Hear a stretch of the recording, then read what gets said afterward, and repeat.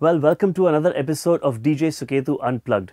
We did the last few sessions on music production. We taught you about two softwares. One is Logic Pro X and the other one was Ableton Live Suite 9. With both these softwares, we showed you how to make your own house music, EDM, electronic dance music track. Well, on Logic Pro X, we looked at something about this beat, which was only using VSTIs, which were only inbuilt VSTIs from Logic Pro X. And in Ableton Live, we did a track only using samples, and that track was called Getting Deep. Well, this time we thought we'll do something a little different. We take you to another step in DJing. We taught you about queuing, how to set up your equipment, what equipment to buy, what is releasing, pitch bending and everything. And if you want to check out those videos, do look downstairs for the details and you can go through them. Well, the future of DJing is DJing with softwares. A lot of DJs internationally as well as in India use softwares on their laptops to DJ. Well, it's nothing that it's easier. In fact, it makes it slightly more complicated. But the thing is that it relieves you from a lot of other things like queuing, etc., which sort of could waste a little bit more time when you're DJing.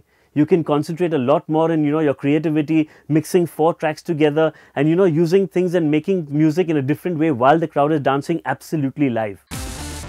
The two most popular softwares that all the DJs use internationally and in India are Serato Scratch Live and Traktor. Well, both the softwares are as good and they both can do magic when you're playing and you're performing for a crowd. But I personally use the Serato Scratch Live and that's the software that we are going to be looking at today. Well, so let's not waste any time and let's get started with the SL4. According to me, I think a very interesting thing that a person needs to know or a DJ needs to know is how to wire his equipment.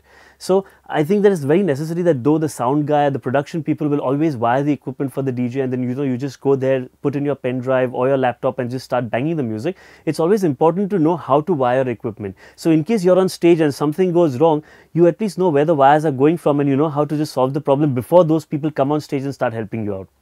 So let's look at the SL4 interface. This is what the box looks like.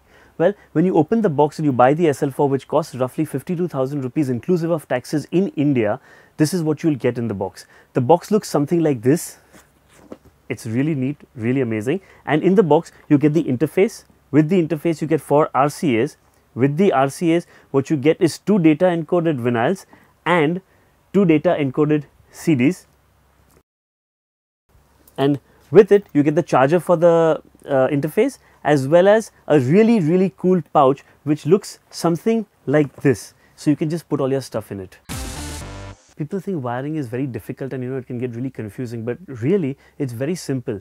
What you need to just remember is that whatever goes out comes in on the other side and whichever is the in on one side goes on the output on the other side. So let me just explain this to you with wiring.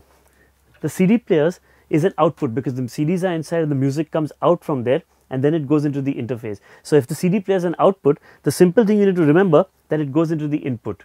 When I'm standing behind the decks, that CD player becomes my right side CD player and this one becomes the left side. So if it's a right side CD player, I'm going to put it in input 2 over here. That's right. So what I'm just going to do is take it, the red goes in the red, the white goes in the white and we plug it in input 2 because the CD player is the output. Just that way, once we take the second CD player, which is my left side CD player, it goes in input 1. There you go again. It's just white and red. So both the inputs and both the CD players are now connected to your SL4. Well, you need to connect the mixer as well, right? Because otherwise, how are you going to mix your music? The mixer always becomes the input. So the sound from the CD players has gone into the interface and it needs an output to get into the input. So just like what I told you, whatever is in the input on one side goes on the output on the other side. Therefore, what I'm going to do is my right side CD player of course will come on my right channel in the mixer and the left side CD player on the left channel of the mixer. So this is my right side channel which is on channel 2 over here, and because the right CD player was on the input 2, I'm going to put this just like this over here in the output 2. So the right channel is going to have the right CD player over there. And just like that, we need the left CD player on the left channel 1. So what I'm going to just do is put it in channel 1. There you go. So it's written over here outputs and inputs. So you don't need to worry. We are almost done. Just one small thing required. All these softwares work with a laptop, right? And you need to connect the laptop to your interface so it can read the music from the laptop and you can spin. Very simple. All you require is the USB cable which comes with the box in the SL4 box. You just put this into your laptop in the USB, and the other end they've given you the slots to put. Well, you might be wondering, why have they given you 2 slots? The amazing thing about SL4 is that one interface can be used with 2 laptops. So let's say, for example, I'm playing a set and so there's another DJ who's taking over after me, and he doesn't want to come there, hook up his whole SL and just do all the shifting of the wires and everything. Very, very simple. I can just tell him, listen champ, use my SL4 box. All he has to do is plug in his laptop over here and bang, there you go. The SL4 shifts to his laptop and he can just start spinning with no breaks and no tension at all. So like I told you, the USB slot goes into the USB of the laptop and the other end goes right here. It doesn't matter if you put it in channel A or B, it's both the same.